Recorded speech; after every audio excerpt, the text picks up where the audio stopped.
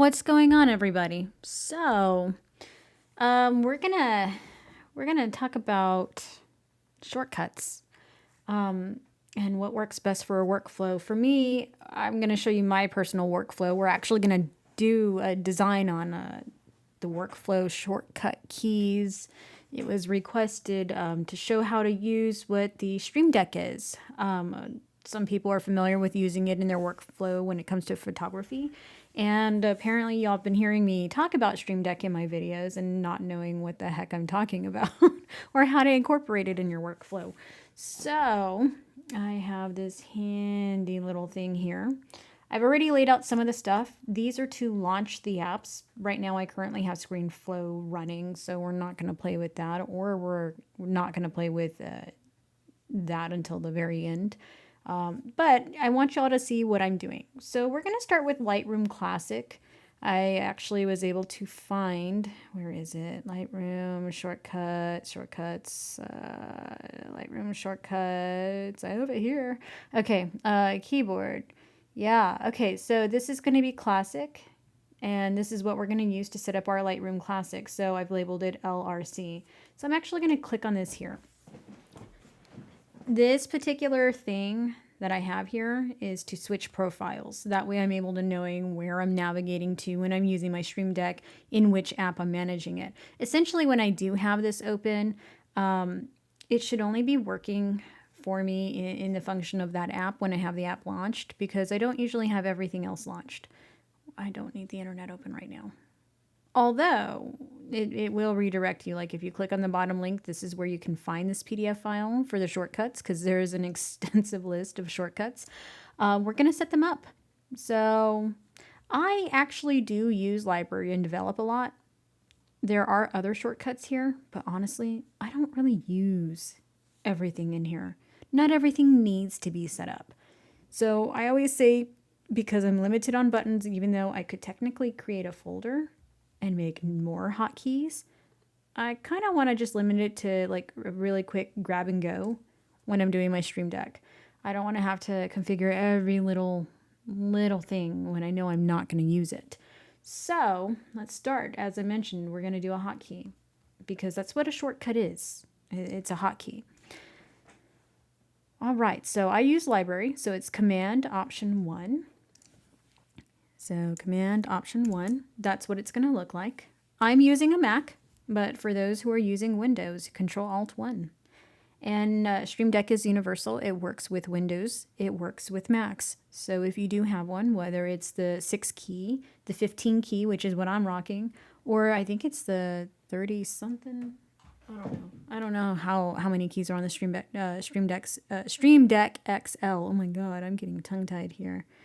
Let's see. Streamdeck XL keys. I think it's 32 if I'm not mistaken. 32. It is 32. I was right on the money. All right. So I'm going to name this, no, not Z. I'm going to name it Library, because that's going to help me switch between Library.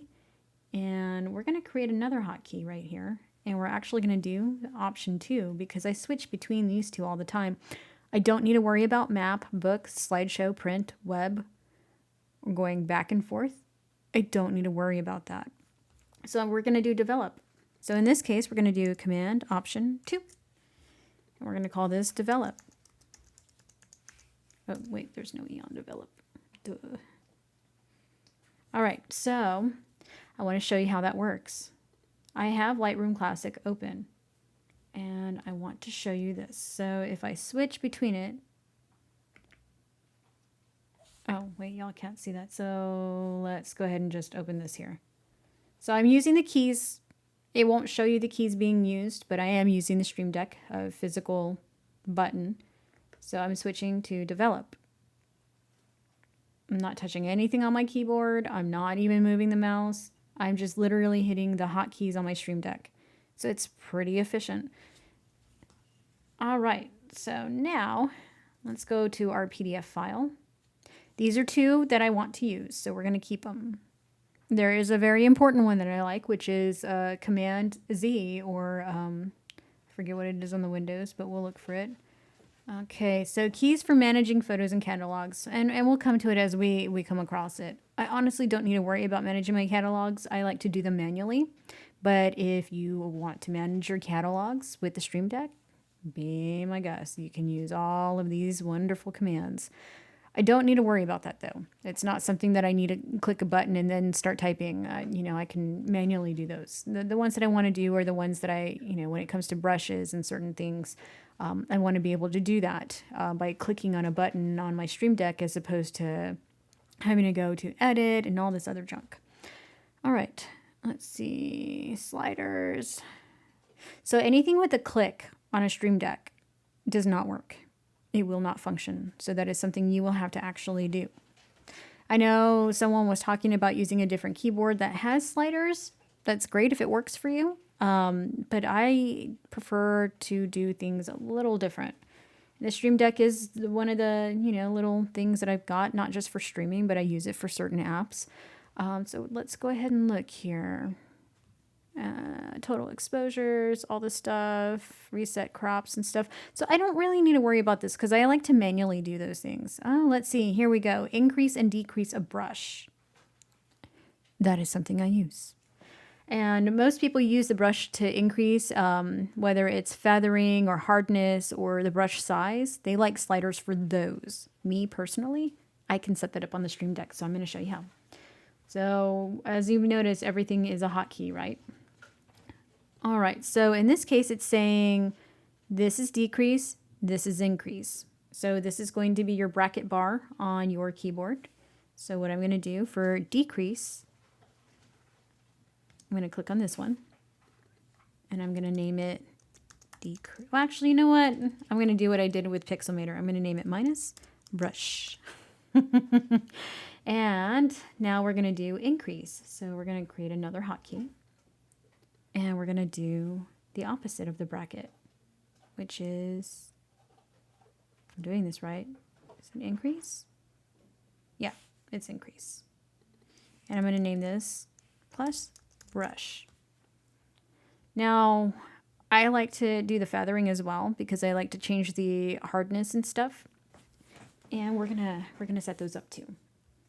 So let's go to our, and you can basically fill this out with hotkeys. Yes, you can change the icons. They, right now look like little robots because it's like an automator. It's basically telling you, this is a hotkey or whatever. But you can change, customize, all that stuff. And in time I will. But for right now, we're just setting it up. I've been dreading doing this because I haven't done this in so long. And it's mainly because I lost my profiles. And so I was like, I'll just keep using the shortcuts, manually or whatever. And I was just like, I really need to set up these buttons. And someone kept asking me about what Stream Deck is. And it's this wonderful little thing. All right. Let's go ahead and do the feathering. So it's going to be shift and then the bracket. So we're going to do shift. And we're going to do our decrease. Right? Is that increase or decrease? Right? Yeah, I'm going to call it minus brush. Oh, I renamed it wrong. Minus brush softness because the S means, actually, you know what? I'm just going to put minus B soft. Okay. And then, wait, what was my, okay, so it's the opposite. And then this one is going to be shift, command. Did I do it right? This one didn't have it. Okay.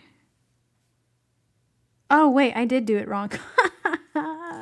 See, this is why you have to pay attention when you're doing this. Okay, so shift. That is decrease. And shift. Did I do it right? Okay, this is increase, I think. We'll find out. If not, I can always rename them, so it is no worries. All right, so we're going to name this B soft. All right, so let's go back over here. And we're going to see, no, that's not what, oh, we need to go to develop, duh. Okay, we're going to click on our brush tool. I think there's actually a shortcut to do it. So from here, you're going to probably see, oh, that's increase. I have them backwards. Okay, hold on. I do have them backwards. So this is plus and this is minus. So let me go ahead and switch them now. Right, so let's see, this bracket is increase. Ah, right. So I did label them backwards. This is you seeing me real time fixing an error. All right, so let's go ahead and reverse them. All right, so now we got them configured. So I'm going to decrease the brush. I'm going to increase the brush size. I'm going to increase and decrease. So this is decreasing. Wait. I have those backwards too. I had them right the first time. Oh my gosh.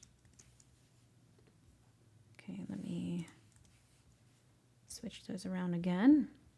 Sorry. So this is going to decrease the featherness, the softness, if you will. And this is going to increase the softness, the feather-like stuff when you're doing something in a photo. So let's go ahead and click on any photo here. And what I want to do with my brush, so as you see, I'm not changing anything when it comes to the brush size right now. What I'm doing is just trying to figure out what I want to change, right?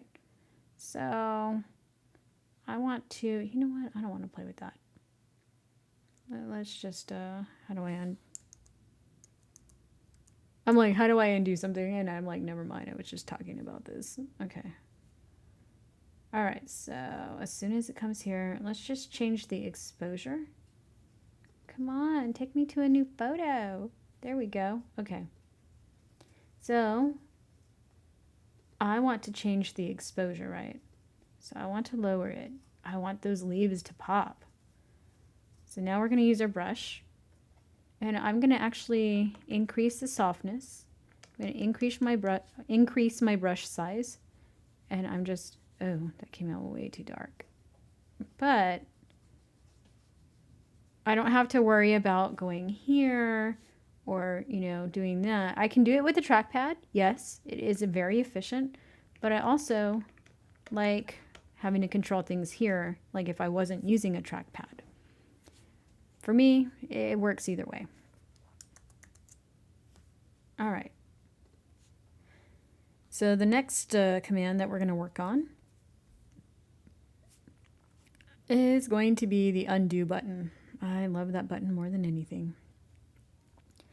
So zooming in, zooming out, you can actually, if you're using a Mac, pinch, which works, your trackpad, or you can unpinch your trackpad. And when I say that, it's a gesture. I use the gestures more than anything, so I don't really need to worry about zooming in, zooming out.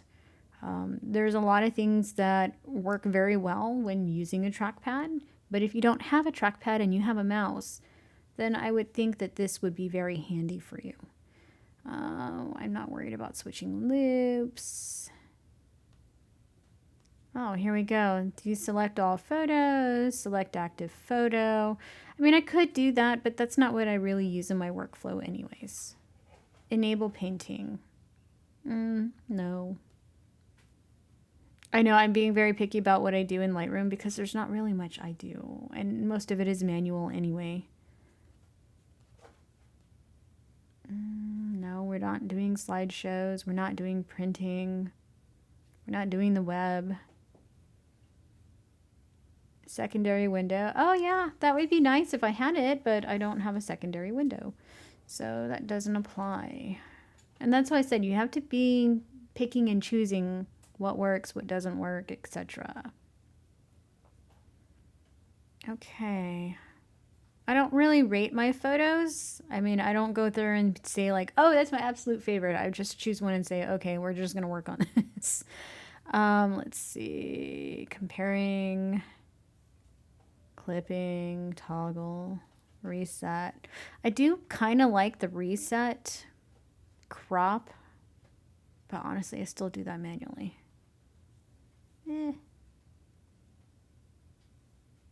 Reset all settings. This is like if you decided, you know what, I edited my photo, but I still don't like it. I want to start over. That would be a good one. Command Shift R. Okay, I'm going to set that one up. All right, so Command Shift R. Reset. Actually, maybe I should put that in caps. All right, so let's go to that one photo where it's like very vibrant. And I'm going to do this reset button. I don't know if it'll let you see me clicking it. Oh, okay, well, let's do it again. There we go. So you're able to see that. Now, if I wanted to undo that, I would just hit Command Z. And that's actually going to be a shortcut that I'm going to set up because that is one of my personal, I use it all the time. Command Z. This is going to be undo. Now there is a redo button. I just got to look for it here. I'm sure it's the same for all because I've noticed this in all Macs. It is Shift Command Z. But I want to see what it says on here. So I'm going to type in redo. See if we can find it. Really? Well, we're going to take a gamble and assume it's the same. So I'm going to do Shift Command Z. I'm going to label it redo. All right. So I'm not clicking on reset. I'm clicking on redo. So redo definitely, it'll tell you. So we're going to do undo. And we're going to click on redo. So I was right. Primarily, honestly, for Lightroom Classic, that's usually what I use. I like to switch between library or develop. And I like to change my brush size when I'm actually doing something in there. If not, I'm working on the photo as a whole. I suppose I could set up some of the cropping features, like rotate. Oh, that's not a bad idea. Let's look for that. Rotate. Ah, look at that. We can do rotate right or rotate left. I think we'll set that up because I actually do like rotating my photos because I was struggling with it the last time. So let's set those up. Okay, so command and the bracket to the right is clock. Okay, so command and this bracket is going to be rotate right, rotate. And then the command, here we go. And the bracket is going to be this one. So this is going to be left, rotate. Oh, you know what? I am so glad I thought about that because I was struggling the last time. We can do a before and after, huh? So it's the same keys. Some of these are awesome that they have the same keys. So let's see if I click on, oh, because I don't have the actual app open, it's not going to show you what I'm clicking on, but we're going to rotate. So that comes in handy. I am actually going to keep that. Yay. Okay, so let's see. We don't really need to zoom in and out. I can do that very quickly. I can zoom with the trackpad. So that to me is unimportant. As I said, you want to do what works for you, which is why I'm showing you what I prefer in my workflow. All right, view before and after. So before and after is this. I honestly don't really, I mean, I can if I wanted to, but I don't really see the need in it. And then yes, it does above, below. I don't really care to do that. Like I could if I wanted to like compare, but I'm not going to do that. I don't know. That might be one of those far few in between kind of things that I do. So I feel like this is going to be it for Lightroom Classic, at least on the commands that I need for right now. Although I'm starting to think about the cropping.